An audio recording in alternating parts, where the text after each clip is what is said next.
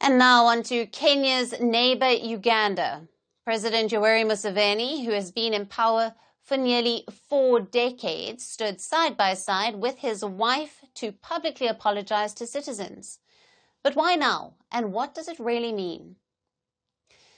Now, the Musevenis spoke at a national evangelical convention and organized by their daughter, Pastor Patience Rubawogo.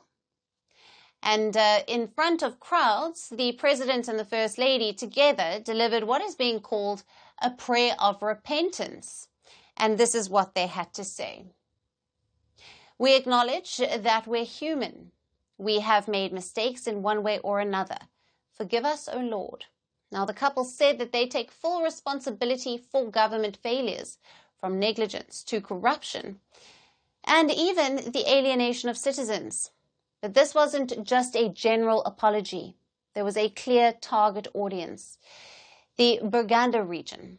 Now, Buganda is one of Uganda's most influential political and cultural areas.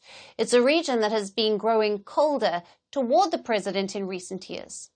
The First Lady acknowledged that the government had sidelined grassroots supporters in Buganda, and she said that there has been marked negligence and lack of diligence. Now, many grassroots supporters have become angry and often feel neglected or forgotten. So why the change of tone? Uganda does go to the polls next year, and many see this public apology as a strategic move, not a spiritual one. For the uninitiated, Museveni has ruled since 1986.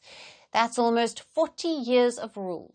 He came to power after leading a bush war against the former dictator Milton Obote.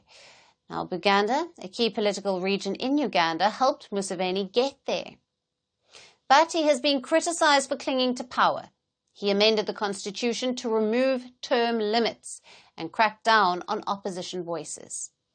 In 2009, violent clashes broke out after the government blocked the king of Uganda from visiting parts of his own kingdom.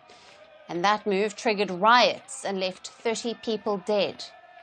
This was the major turning point, after which relations started to sour.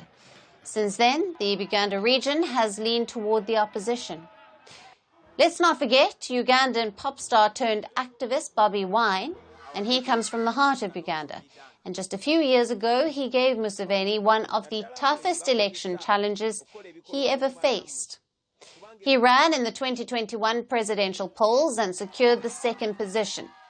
He has announced his candidacy for the 2026 election too. That's probably why Museveni is in damage control mode.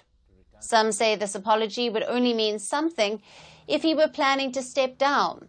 Others say it's too little, too late. But political analysts believe this is a clear attempt to win back Uganda ahead of the 2026 general elections, since the region was once a strong support base. But is that one sorry going to be enough? We'll keep track of the developments. Firstpost now available in 9 languages on YouTube. English, $36 trillion. French, Le FMI, comme German, Geschäftsführenden Direktor, Hindi, $30 trillion kakaljo. Indonesian, Pemerintah tanpa pemeriksaan. Italian, Sekali radikali. Japanese, 4 兆ドル以上も Portuguese, por causa do próprio balanço patrimonial. Spanish. Beautiful bill. Go to Settings, click on Audio Track and select a language of your choice. Be the first to know what's happening around you in your first language. Firstpost.